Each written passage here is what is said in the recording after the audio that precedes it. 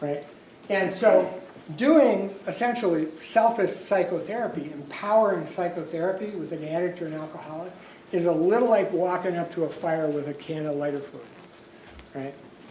Not that they can't engage in it for a while, but it doesn't last, right? Because it's really asking them to fix their problem with their problem, right? And in fact, so you begs the question, well, what is this AA thing? Well, one of the things AA does is it helps people stop being in charge, right? It helps addicts and alcoholics choose humility. So this is a model that was developed by an old-timer in AA out in California.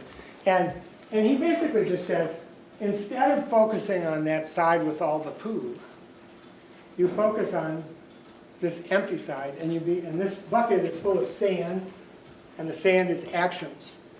And the way AA works is it says, start shoveling.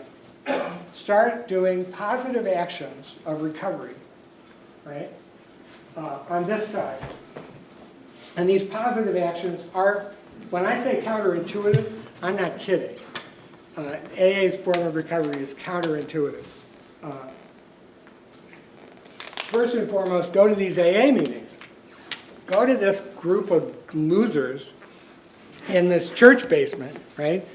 And people who can, just barely getting along themselves, and sit and share your wisdom with one another. Like, come on, right?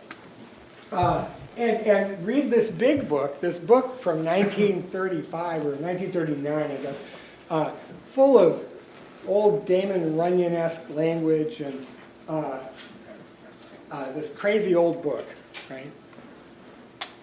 Get a sponsor.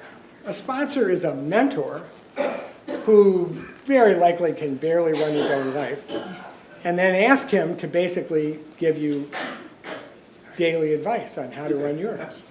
Right? Makes no sense at all. Makes no sense at all.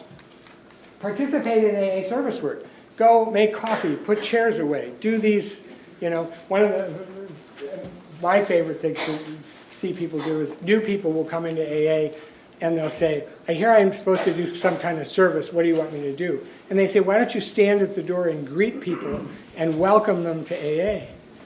And the person's like, what are you talking about? I just got here. And they say, well, yeah, don't you go there and welcome.